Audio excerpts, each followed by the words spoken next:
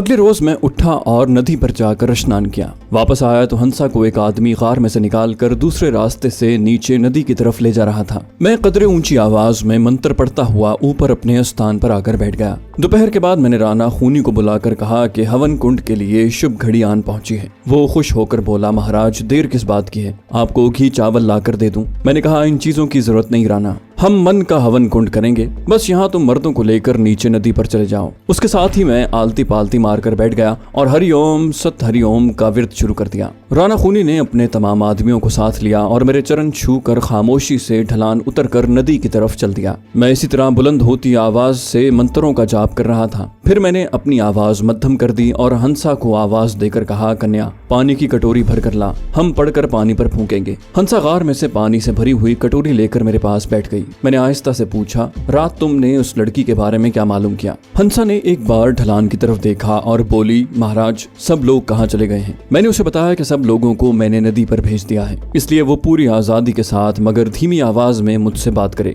हंसा ने कहा, महाराज मैंने शराब के नशे में राणा से सब कुछ पूछ लिया है। मैं हमतन गोश हो गया। मैंने बुलंद आवाज से एक मंत्र पढ़कर पानी की कटोरी पर फूंक मारी और धीमी आवाज में पूछा, क्या बताया उसने? हंसा आहिस्ता से बोली, महाराज राणा ने अपने साथी धनपति को गालियां दी, बोला उसने मेरे साथ धोखा किया है, मैं उसका खून कर दूंगा। वो 1000 रुपया भी ले गया और ऐसी लड़की मेरे हवाले कर गया जिसके पीछे पहले से पुलिस लगी थी। महाराज राणा ने बताया है कि वो लड़की कोई जासूस थी। मैंने जल्दी से कहा, वो झूठ बोलता है। खैर फिर क्या कहा उसने? लड़की को उसने कहाँ पहुंचा दिया है? मैं हंसा से हर मुमकिन तरीके से असल वाकयात छुपाना चाहता था, क्योंकि बहरहाल वो एक अजनबी औरत थी और मैं उस पर भरोसा नहीं कर सकता था। वो बोली, महाराज राणा ने बताया है कि उसने अपने आदमी के साथ उस लड़की को औरंगाबाद जो कि दक्कन में है अपने पुराने साथी प्रभाकर के पास पहुंचा दिया है, जो इलोरा मंदिर का पुजारी है, मगर असल में वो इन डाकुओं के ग्रोह का ही एक आदमी है। मैं तो जैसे सुन होकर रह गया। सोनिया यहाँ से औरंगाबाद पहुंचा दी गई थी जो कि दक्कन में था। मुझे अब जितनी जल्दी हो सके वहां से दक्कन की तरफ कूच कर जाना था।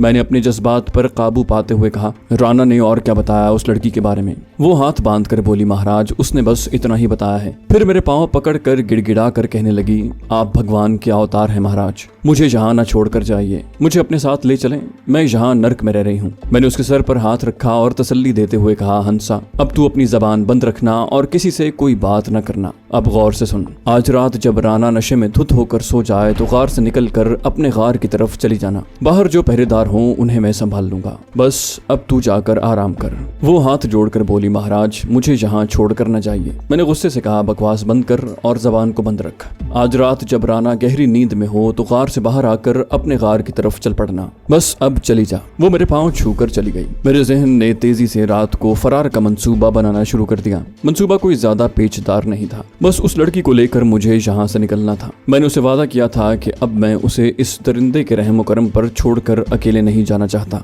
मैं आलती पालती मारे सोच में गुम था। रात के वक्त एक लड़की के साथ दरिंदों और हशरातुल अर्ज से भरे हुए जंगल से निकलना आसान काम नहीं था। मैंने हंसा से ये भी न पूछा कि वो कहाँ जाएगी। हो सकता है वो भी दक्कन के किसी शहर या गाँव की रहने वाली हो, मगर राणा इतनी दूर जाकर उसे कहां से अगवा करके ला सकता था? यकीनन वो रास्ते में ही किसी गांव की होगी। बहरहाल उस वक्त तो सबसे अहम मरहला वहां से फरार का था। मैं सोचने लगा कि कहीं मैंने फरार होने का मंसूबा जल्दी में तो नहीं बना लिया, कहीं इस लड़की की वजह से मैं मुसीबत में तो नहीं फंस जाऊंगा। लेकिन अब मैं फैसला कर चुका था और हर हालत में उसे बेजारो मददगार बदनसीब लड़की को साथ लेकर ही चलना था। चाकू मेरे पास ही था। मैंने ये भी फैसला कर लिया कि इन लोगों में से किसी की भरी हुई राइफल भी साथ उड़ा कर ले जाऊंगा। काफी देर बाद मुझे नीचे जंगल में राणा के आदमी की आवाज आई, महाराज राणा जी पूछते हैं कि हम ऊपर आ जाएं। मैं अपनी जगह से उठकर पत्थर की दीवार के पास आया और नीचे वादी में झांक कर बुलंद आवाज में कहा, आ जाओ। राणा खूनी ने आते ही पूछा, महाराज हवन कुंड हो गया क्या? मैंने पानी की कटोरी की तरफ इशारा करके कहा, राणा इस कटोरी में कामदेव के सारे मंत्रों का जाप बंद है, इस पानी को संभाल कर रखो। जहाँ भास्कर लाल की भिनक पड़े वहां पहुंचकर उसके रास्ते पर यह पानी छिड़क देना, वो जब उधर से गुजरेगा तो अंधा हो जाएगा। राणा खूनी ने मेरे पांव छुए और खुशी खुशी पानी वाली कटोरी उठाई और अपने आदमी को गाली देकर कहा कि इस कटोरी पर ढक्कन रख कर कपड़े से बांध दो। रात को खाना हमने एक ही जगह बैठकर खाया। मैंने राणा से कहा, राणा आज कामदेव के मंत्रों का जाप हुआ है। कामदेव प्रेम और सोमरस का देवता है। जा, आज हम तुझे भी आज्ञा देते हैं, आज तू भी जी भर कर ताड़ी पी, कामदेव खुश होगा। राणा ने खुशी से एक नारा लगाया और वहीं ताड़ी की बोतल खोल दी। मैं चाहता था कि आज वो पी पी कर इतना धुत हो जाए कि उसे कुछ होश न रहे और मैं हंसा को लेकर वहां से निकल जाऊं। पहरेदारों और उसके आदमियों की मुझे कोई परवाह न थी, उनको काबू करने का मुझे ढंग आता था। रात हो गई, चारों तरफ अंधेरा छा गया। मैंने बहाने बहाने से राणा से नाग बूटी यानी सांप के जहर का त्रियाक और वो मिसवाक भी हासिल कर ली। उसे कहा कि मैं उस पर मजीद कुछ मंत्र पढ़कर फूंकना चाहता हूँ ताकि इसका असर दुगना हो जाए। राणा को भला क्या एतराज हो सकता था। जब वो नशे में झूमता झामता हुआ अपने गार में चला गया तो मैंने नाग बूटी वाली मिसवाक और चाकू अपने थैले के अंदर संभाल कर अपने पास ही रख लिया और मच्छरदानी के अंदर तख्त पर नीम दराज होकर रात के मजीद गहरा होने का इंतजार करने लगा। आहिस्ता आहिस्ता नीचे जंगल में गहरा सुकूत तारी होता गया। मेरी नजर खास तौर पर उन दोनों पहरेदारों पर थी जो राणा के गार के बाहर पथरीली दीवार के साथ बैठे ताड़ी से जी बहला रहे थे। वक्त गुजरता चला गया, फिर राणा के गार की लालटेन बुझ गई। थोड़ी देर बाद राणा के वाही तबाही बकने की सदाएं बुलंद हुई। उसके बाद गहरी खामोशी छा गई। अब किसी वक्त भी हंसा राणा के गार से बाहर निकल सकती थी। मेरे एक्शन शुरू करने का वक्त आ गया था। मैंने पहरेदार को आवाज दी। एक पहरेदार जल्दी से मेरी तरफ बढ़ा। वो किसी कदर झूम रहा था। बंदूक वो वहीं रखा आया था। जब वो मेरे करीब आया तो मैंने कहा, मुझे वहाँ झाड़ियों में आहट सुनाई दी है, जरा देखो तो वहाँ कौन है। वो आदमी चौकस होकर मेरे तख्त के पीछे वाली झाड़ियों में उतर गया। मैं भी उसके पीछे पीछे गया। वो झाड़ी में एक जगह झुककर कुछ देखने की कोशिश कर रहा था कि मैंने उसकी गर्दन पर अपना भरपूर बाजू मारा। ये ज़र्ब कमांडो की ज़र्ब थी जिससे उसका बचना नामुमकिन था। वो आवाज निकाले बगैर झाड़ी में आगे को मुंह के बल गिरा। उसका जिस्म बेहिस हरकत हो चुका था। अब मैं वापस तख्त के पास आ गया और दूसरे पहरेदार को आवाज देकर कहा, अरे देखो यहाँ कौन है। दूसरे पहरेदार को ज्यादा ही चढ़ गई थी। वो डगमगा कर चल रहा था। उसे मैंने तख्त की दूसरी जानिब भी दबोच लिया और उसकी गर्दन सिर्फ इस हद तक और उतनी ही देर तक दबाई कि जिससे वो बेहोश हो जाए। मैंने उसे भी झाड़ियों में गिरा दिया। अब मैं जोगी सन्यासी नहीं था, पूरा कमांडो था। तख्त के पास जमीन पर बैठ गया। अभी तक हंसा गार से बाहर नहीं निकली थी। मुझे सख्त उलझन होने लगी। कमबख्त उसने इतनी देर क्यों कर दी है, कहीं वो भी तो नहीं सो गई। मैं दबे पांव बैठे बैठे अंधेरे में राणा के गार की तरफ बढ़ने लगा। अभी उसके गार का थाना मुझसे चंद कदम ही दूर था कि गार में से एक साया निकला और साथ वाले गार की तरफ बढ़ा। ये हंसा थी। जब वो अपने गार में दाखिल हो गई तो मैं उठ खड़ा हुआ और दबे पांव राणा के गार के करीब आकर अंदर झांक कर देखा। गार में अंधेरा था और राणा के बेहंगम खर्राटों की आवाज आ रही थी। मैंने पहरेदारों की राइफलों में से एक राइफल उठाई, चैम्बर को खोल कर देखा। चैम्बर गोलियों से भरा हुआ था। अब मैं हंसा के गार में दाखिल हो गया। वो गार की दीवार के साथ लगकर खड़ी थी। मैंने आहिस्ता से कहा, क्या पीछे से कोई रास्ता नीचे जाता है? उसने खामोशी से कहा, हाँ मुझे मालूम है। मैंने पूछा, वहाँ कितने आदमी पहरा देते हैं? वो सरगोशी में बोली, रात को सिर्फ एक आदमी होता है। मैंने राणा के बारे में पूछा तो उसने कहा, वो बेहोश पड़ा है, आज उसे बहुत चढ़ गई है। मैंने हंसा से कहा कि वो झुककर मेरे आगे आगे चले और जहाँ रात का पहरेदार मौजूद होता है वो जगह बताए। हंसा जल्दी से गार से बाहर निकल कर पीछे मुड़ गई। ये सुर्ख चट्टान का अकबी हिस्सा था। यहाँ अंधेरे में उतनी ही धीमी रोशनी थी जितनी के सितारों भरी रात को हुआ करती है। थैला मैंने कांधे से लटका रखा था। हंसा झुकी झुकी नीचे उतरने लगी। मैं भी झुककर उसके पीछे चलने लगा। घास शबनम की वजह से गीली हो रही थी। हमारे एक जानिब चट्टान की ऊंची दीवार थी। हम दीवार के साथ लगकर चलने लगे। यहाँ उतराई थी। दो एक मोड़ घूमने के बाद रुक गई और अपना बाजू पीछे करके मुझे भी रुकने का इशारा किया। फिर मेरे कान के करीब अपना मुंह लाकर सरगोशी में बोली, वो सामने जो बड़ा पत्थर है उसके पीछे एक पहरेदार रोजाना शाम को जाकर बैठ जाता है। मैंने हंसा के कांधे पर हाथ रखकर उसे आहिस्ता से दबाया और सरगोशी में कहा कि वो इसी जगह बैठ जाए।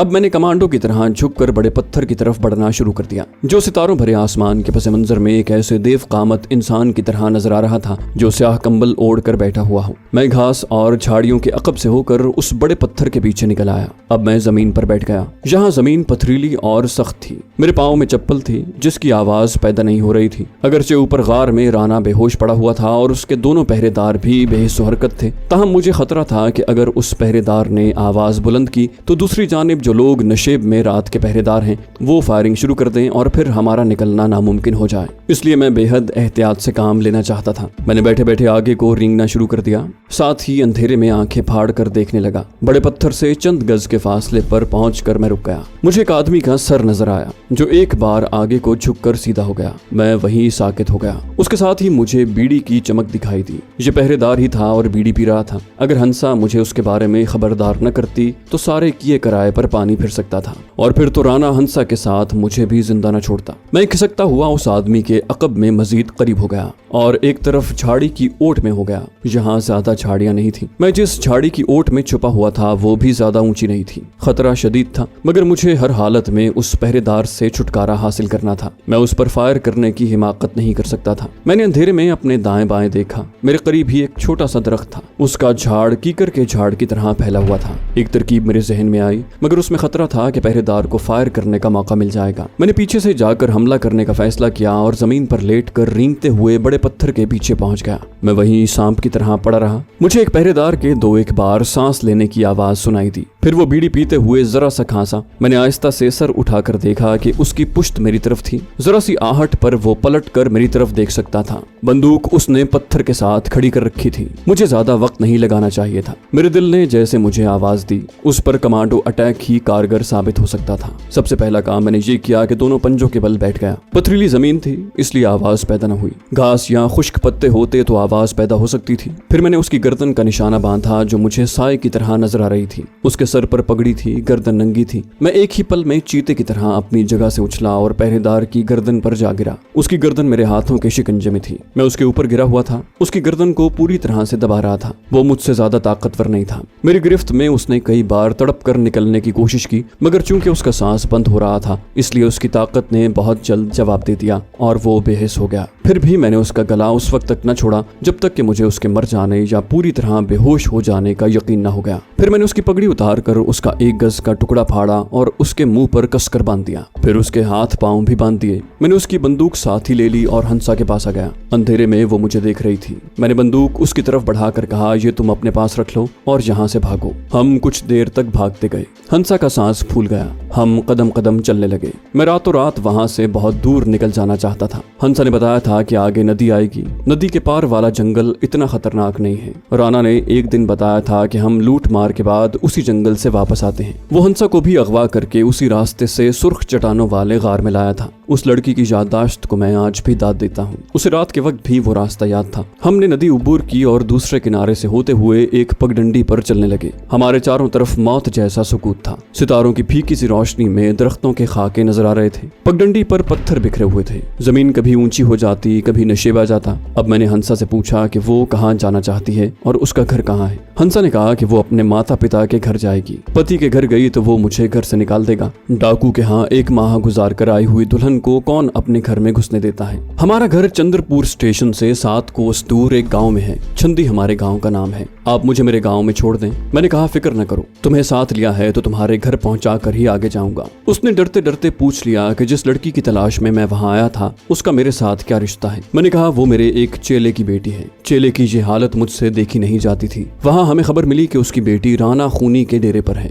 बस मैं उधर चला आया। अब तुम बता रही हो कि वो औरंगाबाद के पुजारी के पास है। जाहिर है तुम्हें छोड़कर औरंगाबाद जाऊंगा। आधी रात तो पहले ही गुजर चुकी थी। जंगल में चलते चलते आसमान का रंग काफूरी होने लगा। मैंने हंसा से कहा कि हमें अपनी रफ्तार मजीद तेज करना होगी ताकि सुबह से पहले पहले हम इस इलाके से काफी दूर निकल जाएं। हंसा ने मुझे बताया कि राना खूनी के आदमी उधर पहरे पर नहीं होते। नदी की तरफ पहरा दिन और रात के वक्त भी सख्त होता है। ये इलाका सुर्ख चट्टानों का पीछे का इलाका था। इसके बावजूद जब सुबह हुई और जंगल में दिन की रोशनी फैली तो हमने देखा कि जंगल कम घना हो गया था। इर्द गिर्द छोटी पहाड़ियां दूर तक फैलती चली गई थी। हंसा कहने लगी, यही वो रास्ता है जिधर से राना मुझे अगवा करके लाया था। वो छोटी पहाड़ी जो नजर आ रही है उसके पार एक कच्चा रास्ता हमारे गांव को जाता है। मेरी समझ में वो इलाका बिल्कुल नहीं आ रहा था। हम एक नशेब में चले जा रहे थे जहाँ कहीं पुराने सूखे हुए दरख्तों की मोटी मोटी जड़ें जमीन से बाहर को निकली हुई थी। कहीं पत्थर बिखरे हुए थे। दरख्त छिद्रे हो गए थे और उन पर मोटी जंगली बेलों ने अपने पत्ते चढ़ा रखे थे। लड़की चलते चलते थक गई थी मगर राना खूनी के खौफ की वजह से वो चलती जा रही थी। हम सुर्ख चट्टानों वाले इलाके से काफी दूर निकल आए थे। सतह मुर्तफा होने की वजह से हमें पीछे की चट्टानें दिखाई दे रही थी और धूप पूरी तरह निकल आई थी। गर्मी और चलने की वजह से भी हमें पसीना आ रहा था। लड़की के माथे पर से भी पसीने के कतरे टपकने लगे और एक जगह वो पहुंचकर बेदम होकर बैठ गई। सांस लेते हुए बोली, मुझसे अब चला नहीं जाता, सारा जिस्म अकड़ गया है। मैंने पीछे देखा, सारा इलाका वीरान था। लड़की की बंदूक भी मेरे पास ही थी। मैं उसके करीब बैठ गया। थोड़ा सा सस्ताने के बाद हम फिर आगे रवाना हो गए। दोपहर के करीब हम उस पहाड़ी के दामन में पहुंच गए जिसकी दूसरी जानिब बकौल हंसा के चंद्रपुर जाने वाली कच्ची सड़क थी। प्यास से हमारे हल्क खुश्क हो रहे थे। वहाँ पानी का दूर दूर तक निशान नहीं था। हंसा ने कहा कि पहाड़ी की दूसरी जानिब एक बाउली है, वहाँ से राना और उसके आदमियों ने रुक कर पानी पिया था। हमने फिर चलना शुरू कर दिया। हंसा का बुरा हाल हो रहा था, उसे वाकई नहीं चला जा रहा था। खुदा खुदा करके पहाड़ी की चढ़ाई खत्म हुई। दूसरी जानिब देखा तो एक हरा भरा मैदान था। दूर बिजली के ऊंचे ऊंचे खंभों की कतार नजर आ रही थी। ये शहर की निशानी थी, तहजीब व तमद्दुन की निशानी थी। हमें नीचे उतरते हुए वो बाउली भी मिल गई। हमने वहां से जी भरकर पानी पिया, मुंह हाथ धोया, जान में जान आई। हंसा ने एक तरफ नशेब में इशारा करते हुए मुझे एक पतली सी पगडंडी दिखाई और बोली,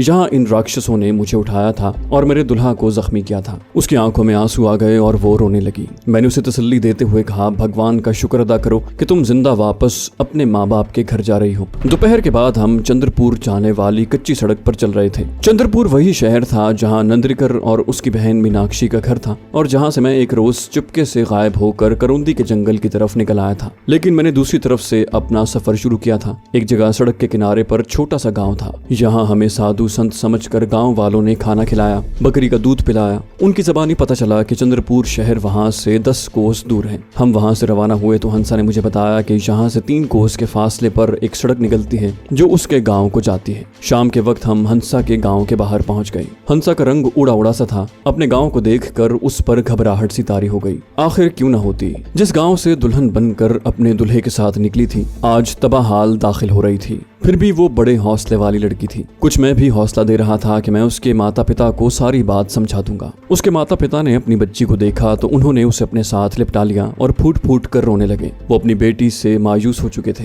मैंने उन्हें बताया कि उनकी बेटी बेगुनाह है। एक खूनी बदमाश उसे उठाकर ले गया था, जहाँ से मैं उसे छुड़ा कर लाया हूँ। बेचारी माँ तो रोए जा रही थी। बहरहाल किस्सा मुख्तसर ये कि मैंने रात उनके बोसीदा मकान के छप्पर के नीचे बसर की और अगले रोज इजाजत लेकर चंद्रपुर के रेलवे स्टेशन की तरफ रवाना हो गया। राना खूनी के आदमियों ने मेरे पैसे भी लौटा दिए थे जो उस वक्त मेरे पास थे। मीनाक्षी के घर जाने का सवाल ही पैदा नहीं होता था। मैं तो उड़कर औरंगाबाद पहुंच जाना चाहता था, जहां सोनिया बदमाश पुजारी के कब्जे में खुदा जाने किस आलम में थी। चंद्रपुर से ट्रेन में सवार होकर वरंगल जंक्शन से हैदराबाद पहुंचा तो रात हो गई थी। वरंगल जंक्शन पर ट्रेन लेट मिली थी। हैदराबाद का शहर रोशनियों में जगमगा रहा था। कभी ये शहर इस्लामी तहजीब व सकाफत का गहवारा हुआ करता था। इस्लामी शान व शौकत की अलंबरदार इमारतें वैसी ही थीं, मगर उनकी रूह परवाज कर चुकी थी और अब ये महज मुर्दा इमारतें थीं जो सुनसान रातों में अपने गुमशुदा मकीनों को याद करती थीं। हैदराबाद दक्कन एक अजीमुशान मुस्लिम रियासत का यादगार शहर था, जहाँ मैं 2-1 बार पहले भी आ चुका था। अगरचे हिंदुओं ने इसे जनेऊ पहना रखा था, मगर मुस्लिम तहजीब व सकाफत की निशानियां जगह जगह दिखाई देती थीं।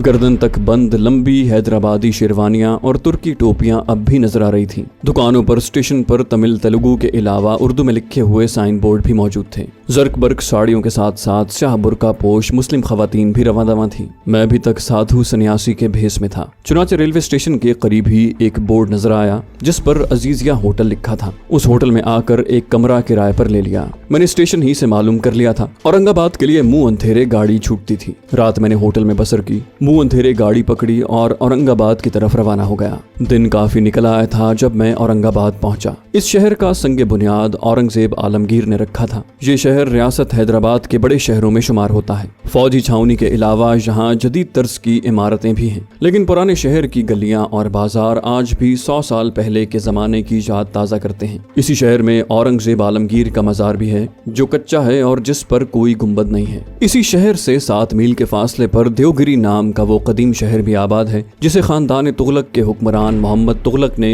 अपना पाए तख्त बनाने के बाद उसका नाम दौलताबाद रख दिया। यहाँ उसने एक किला भी तामीर करवाया था जिसकी चमक दमक आज भी कायम है। किले की बुलंदी पर तुगलक ने एक बहुत बड़ी तोप रखवा दी जो आज तक वहीं पड़ी हुई है। जदीद अहद के इंजीनियर भी ये मुअम्मा हल न कर सके कि चलचलाती धूप में ये तोप गर्म क्यों नहीं होती। एलोरा के गार औरंगाबाद के करीब ही मज़ाफात में है। मेरी मंजिल यही एलोरा का गार था। यहाँ गर्मी थी और धूप में काफी तपिश थी। स्टेशन पर ही मैंने मुंह हाथ धोकर खाना खाया, माथे पर विष्णु नाम का तिलक लगाया और चुपके से ही पैदल एलोरा गारों की तरफ रवाना हो गया। मुझे एलोरा के करीबी मंदिर के बहरूपीय पुजारी प्रभाकर की तलाश थी जो सोनिया को छुपाए हुए था। चाकू मैंने गेरुई धोती के अंदर उड़स लिया। थैला मेरी बगल में लटक रहा था। उसमें एक गेरुई छोटी चादर और सांप बूटी के सिवा और कुछ नहीं था। इलोरा के गार एक ऊंची पहाड़ी के अंदर वाक़ हैं। दूर से मैंने गैर मुल्की सयाहों को गारों के दरवाजे की तरफ जाते देखा। गारों के करीब ही बाएं जानिब इमली के गुंजान दरख्तों के नीचे मुझे एक छोटा सा मंदिर दिखाई दिया। यही वो मंदिर हो सकता था जिसकी मुझे तलाश थी। मैं सन्यासियों वाले अमन और सुकून के साथ चलता हुआ मंदिर के दरवाजे पर आकर रुक गया। चबूतरे में तुलसी का छोटा पौधा लगा था। मैंने दूर से विष्णु भगवान को सलाम किया और फिर बैठ गया। मेरी नजरें मंदिर के दरवाजे पर थीं, जहां से कुछ गरीब सी उथेड़ उम्र औरतें पत्तों में प्रसाद और फूल लिए बाहर निकल रही थीं। अचानक मेरे पीछे से किसी ने तेलुगु जबान में कहा, बाबा लोग किधर से आना हुआ। मैंने गर्दन घुमा कर देखा। मेरे पीछे दाहिनी जानिब एक काली रंगत वाला मजबूत जिस्म का आदमी सर पर साफा बांधे पुजारियों के लिबास में हाथ में पानी से भरी हुई गड़वी लिए खड़ा मुझे घूर रहा था। मैंने हाथ जोड़कर उसे नमस्कार किया और मराठी जबान में कहा, महाराज मैं महाराष्ट्र से आया हूँ विष्णु भगवान के दर्शन करने। पुजारी प्रभाकर के सिवा ये कोई और नहीं हो सकता था। वो मुझे अपनी जर्द जर्द आंखों से बराबर देख रहा था। मैंने उपनिषद का एक संस्कृत श्लोक पढ़ा और कहा कि हम विष्णु भगवान की निष्ठाधारी हैं, जोग भी कमाया है और संन्यास भी। विष्णु भगवान के मंदिरों में झाड़ू देना हमारे कर्म कांड का हिस्सा है। हम नगर नगर फिर कर अपने कर्म कांड का पालन कर रहे हैं। मैं जानबूझकर इस किस्म के हिंदी और संस्कृत के अल्फाज बोल रहा था ताकि उस पर मेरा असर पड़ जाए, क्योंकि उस शख्स की आंखें बता रही थीं कि वो बड़ा अय्यार और छटा हुआ बदमाश है जिसने मंदिर के पुजारी का भेस बदल रखा है। उसने मुझ पर धार्मिक एतबार से बहुत बड़ा एतराज किया। अगर मैंने अपनी वेदांत और भक्ति मार्ग का गहरा मुताला न किया होता तो मेरे कदम लाजमी तौर पर उखड़ जाते। वो कहने लगा, सन्यासी जी, संन्यास लेने वाले जोगी तो पूजा पाठ और भगवान के अवतारों से भी बेनियाज हो जाते हैं, फिर आप कैसे सन्यासी हैं कि मंदिरों की यात्रा करते फिरते हैं। मैं मुस्कुराया। इस असना में उसके एतराज का जवाब मेरे जहन में आ गया। मैंने कहा, गुरु गोरखनाथ ने भी संन्यास लिया था, परंतु जब तक उन्होंने कैलाशपुरी से लेकर कन्याकुमारी तक के विष्णु मंदिरों की सेवा नहीं की, उनका संन्यास सफल नहीं हो सका। मैं भी उन्हीं के मार्ग पर चलकर विष्णु जी के मंदिरों और पुजारियों की सेवा कर रहा हूँ। अभी मेरा संन्यास भी अधूरा है। उसने कोई जवाब न दिया और खामोशी से मंदिर की तरफ चल दिया। मैंने उलख निरंजन का नारा लगाया और मंत्रों का जाप शुरू कर दिया। मंदिर को जाने वाले और जाने वालियां मेरे पांव छूकर मंदिर की तरफ जाने लगे। इतने में एक 10-12 साल के लड़के ने मेरे सामने रतन जो के फूलों का दोना रखते हुए हाथ जोड़कर नमस्कार किया और बोला, महाराज मेरी माता बीमार है, भगवान से प्रार्थना करें कि वो अच्छी हो जाएं। मैं रोज मंदिर आकर भगवान की सेवा करता हूँ। उस वक्त हम दोनों के सिवा वहाँ और कोई नहीं था। मैंने लड़के की तरफ मुस्कुरा कर देखा और कहा, बालक तूने मंदिर के पुजारी जी से प्रार्थना करवाई है? लड़का बोला, हाँ महाराज, पुजारी ने भी प्रार्थना की थी मगर मेरी माँ अच्छी नहीं हुई। मैंने जरा खांसते हुए पूछा, अभी जो मेरे पास खड़े थे वो मंदिर के पुजारी थे? लड़का हाथ बांधते हुए बोला, हाँ महाराज, पर वो मुझे ज्यादा देर मंदिर में ठहरने नहीं देते। मैंने आहिस्ता से पूछा, पुजारी जी का नाम क्या है बेटा? लड़के ने कहा, प्रभाकर बोलते हैं महाराज ने। यही वो प्रभाकर था जिसके पास राणा खूनी ने सोनिया को भेजा था। इसका मतलब था कि मैं सांप के बिल के पास पहुंच गया था। अब इस बिल में हाथ डालकर मुझे अपना मोती निकालना था, जो यकीनन एक खतरनाक काम था, मगर मैं वहां से खाली हाथ वापस जाने के लिए नहीं आया था। मैंने लड़के के सर पर हाथ रखा और कहा, बेटा हम तेरी माता के लिए भगवान से प्रार्थना करेंगे। लड़के ने माथा टेका और एक तरफ होकर बैठ गया। पुजारी प्रभाकर पर मुझे अपना असर जमाने की जरूरत थी ताकि मैं उससे सोनिया के बारे में मालूमात और कवायद हासिल कर सकूं। अभी तक वो मुझसे बात करने का रवादार नहीं था क्योंकि मैं उसकी हुक्मरानी में था। मैं प्रभाकर का एतमाद कैसे हासिल कर सकता था? मेरा जहन तेजी से सोचने लगा। अचानक मुझे सांप का असर जायल कर देने वाली नाग बूटी का ख्याल आ गया जो उस वक्त भी मेरे थैले में थी। फिर फौरन ही एक तरकीब भी जहन में आ गई। तो दोस्तों, ये थी हमारी आज की एपिसोड। उम्मीद करते हैं आपको हमारी कहानी पसंद आई होगी। जाने से पहले इस वीडियो को लाइक कीजिए और शेयर करना मत भूलिए। कमेंट करके हमें बताइए कि आपको हमारी वीडियो कैसी लगी। और अगर अभी तक आपने इस चैनल को सब्सक्राइब नहीं किया तो इसे सब्सक्राइब कीजिए और बेल आइकन दबाकर ऑल नोटिफिकेशंस ऑन कर लीजिए।